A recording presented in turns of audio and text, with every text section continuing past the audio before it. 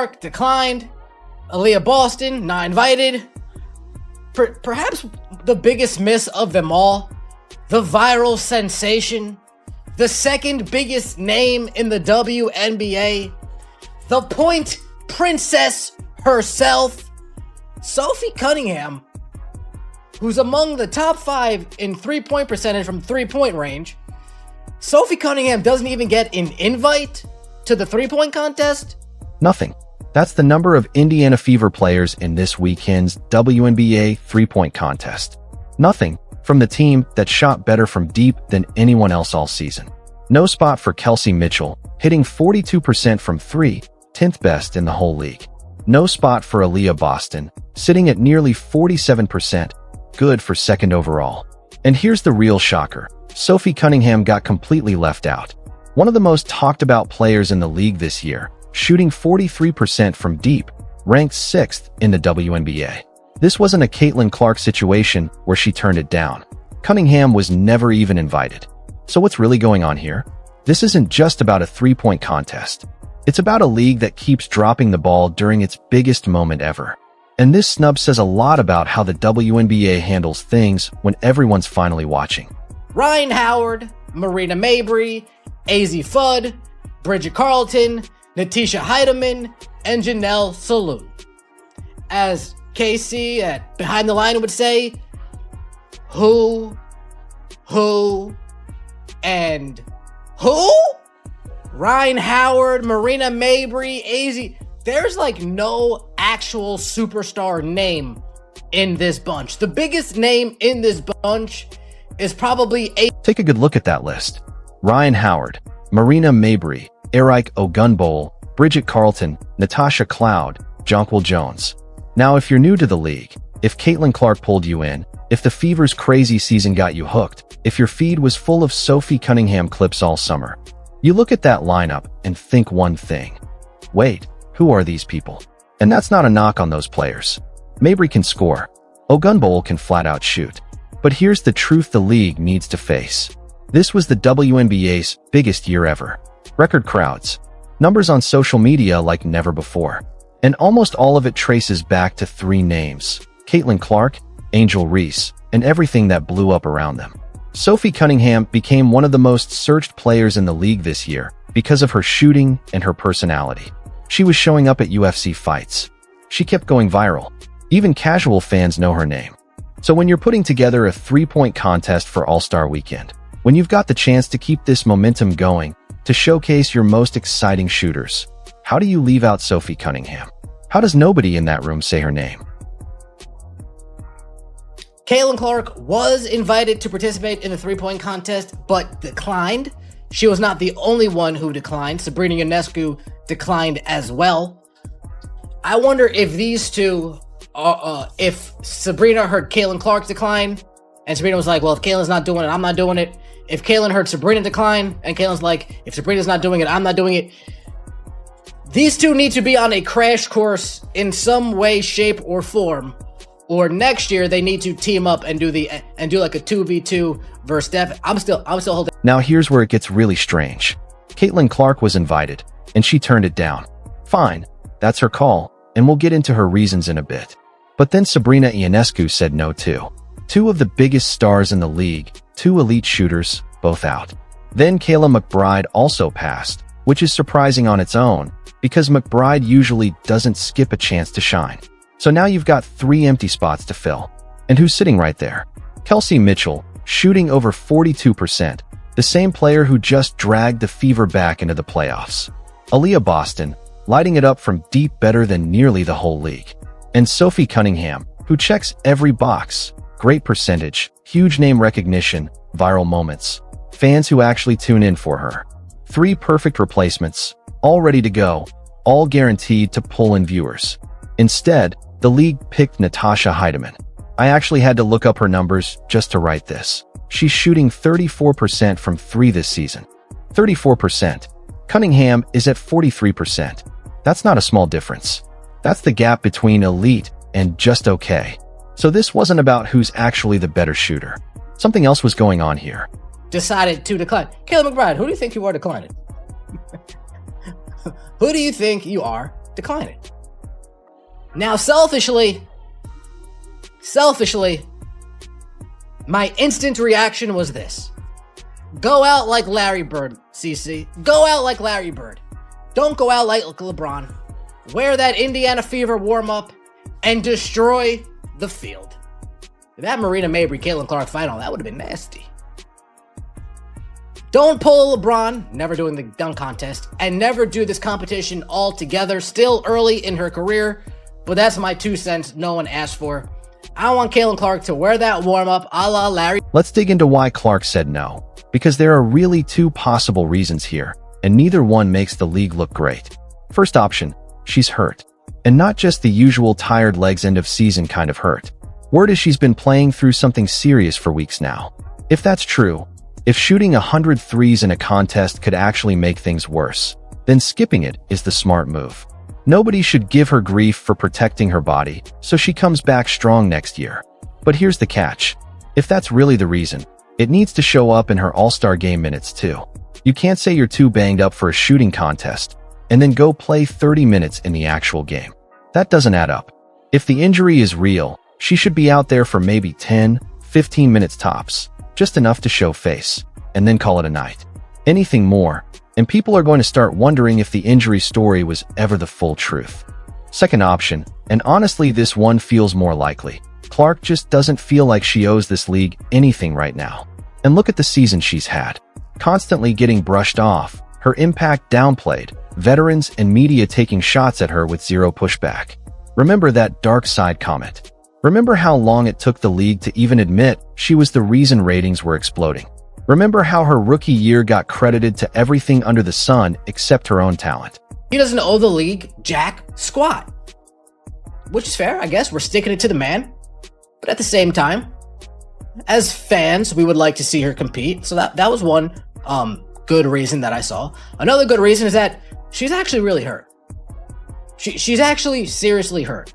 And I was talking to CDS Sports Podcast. Go subscribe. I was talking to CDS and he's saying, I think she's actually hurt. I think that's why she's not doing it. I think she's actually hurt. And I wouldn't be surprised if we see her play limited minutes. He didn't say this part. If she actually is hurt, well, then I would assume she's going to play limited minutes in the All-Star game. Now, if that's the case, now follow me here. If that's the case and you guys think that Caitlin Clark there's actually a lingering issue that we're dealing with. Here's the flip side of that whole situation. When Clark decided to sit out the three-point contest, it wasn't just a decision. It was a statement. Basically, she was telling this league, I don't need this, but you definitely need me. And honestly, she's not wrong. The truth is simple. The WNBA needs Caitlin Clark far more than she needs the WNBA. She could walk away from basketball tomorrow and still be financially set for life thanks to endorsements alone. But the league, if she left, ratings would crash back down to where they were before she ever stepped on the court. That's not ego talking. That's just how it is. So if skipping this contest was her quiet way of clapping back at a league that's disrespected her all year, it's honestly hard to blame her for that. But here's where I put my fan hat back on for a second. Because deep down, I really wanted that iconic moment. I wanted to see Clark walk into that arena in her fever gear, full confidence, no hesitation, and just torch the competition. Win by double digits. Make it look effortless. Give us that unforgettable rookie moment where everyone realizes she's just built differently. Remember how Larry Bird handled his first three-point contest? He strolled in, looked around at his competitors, and casually asked who was fighting for second place, then went out and won the whole thing. That's the kind of legendary energy this event was set up for. Clark is arguably the best pure shooter to enter this league in the last decade. The story was already written. And instead, what we're getting is a matchup nobody outside diehard fans will recognize. Names that won't trend, won't trigger highlight reels, won't pull in a single new viewer. And realistically, most casual fans are going to change the channel the second this contest starts. Which brings us to the real controversy here, Sophie Cunningham. Because this is where the league's decision-making stops being questionable and starts being flat-out indefensible. Cunningham is shooting an incredible 43.7% from three this season. That places her 6th in the entire league. This isn't some short hot streak. She's been consistently one of the most dangerous shooters all year. On top of that, she's become one of the most talked about, most recognizable players in the WNBA, trailing only Clark and Reese in terms of buzz and social reach. She was even showing up at UFC events over the summer, pulling in more camera attention than some of the actual fighters. She's got the personality, the confidence, the charisma that makes these showcase events fun to watch. She talks trash. She interacts with the crowd. She turns even a simple shooting contest into entertainment.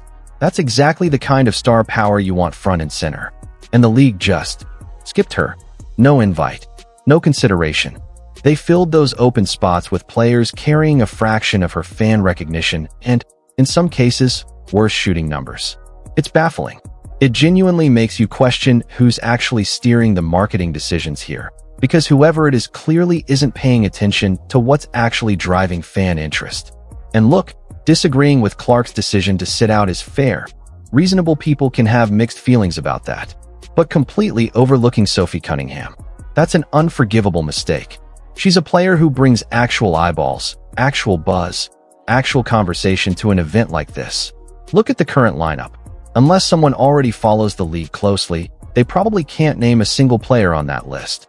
That's the problem in a nutshell. Now picture what could have been. A three-point contest featuring Clark, Cunningham, and Sabrina Ionescu together. That's a marquee event. That's the kind of lineup that gets promoted everywhere, clipped across every platform, and pulls in fans who don't usually tune into the league at all. You've got the breakout rookie, the viral sharpshooter, and an established star, a storyline that basically sells itself. Instead, the biggest name in the current lineup is a player most casual fans wouldn't recognize walking past them on the street. The rest of the roster is filled with solid, respectable professionals, but none of them are creating headlines. None of them are pulling in new eyes. None of them are expanding the league's audience. And that's the real issue. This league just had its biggest, most successful season ever. It finally broke into mainstream conversation. And instead of leaning into what worked, instead of spotlighting the players who actually fueled that growth, the decision-makers reverted right back to old habits, picking names based on seniority, internal politics, or whatever unseen criteria nobody outside the league office understands. It's basically self-sabotage. And here's what makes it sting even more. For years, the WNBA complained, rightfully, about being ignored, underfunded, and overlooked by networks and sponsors. Then everything changed. Clark entered the league, ratings skyrocketed, and suddenly the entire sports world was paying attention. This was the breakthrough moment the league had been waiting for. And what happened next? Repeated fumbles.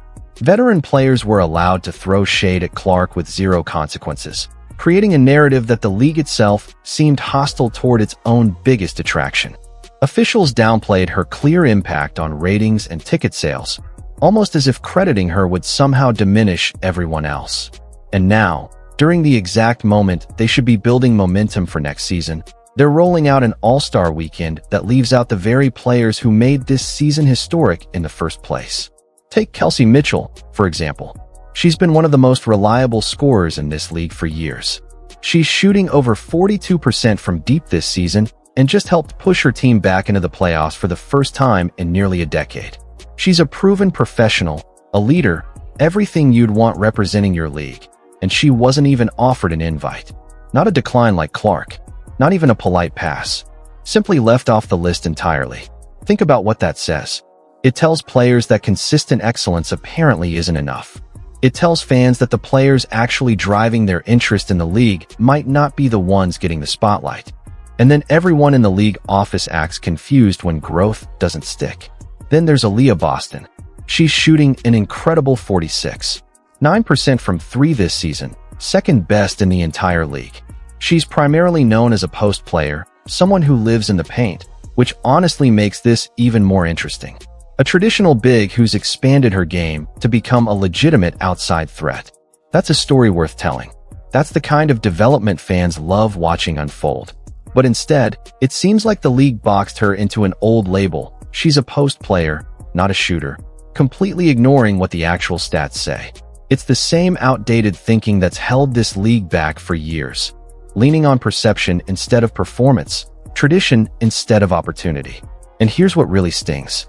All season long, the league benefited from the wave Clark created. Fever games landed prime national broadcast slots. Kelsey Mitchell got more national recognition than she'd earned in her entire career. Aaliyah Boston was suddenly part of all-star conversations. Sophie Cunningham's viral clips pulled in brand new fans. Every bit of that growth traced directly back to this one team and the personalities surrounding it. And then, when it came time to build the league's biggest annual showcase, all of that got completely ignored. Business as usual took over. Same old selection process. Same old blind spots. It's like the league watched its most historic season unfold right in front of them, and somehow still didn't learn a thing. So here's the real question. Is this just bad luck? Or is this a pattern the WNBA refuses to break? Drop your take in the comments. Share this with someone who needs to see it. And hit follow so you don't miss what happens next, because this story is far from over.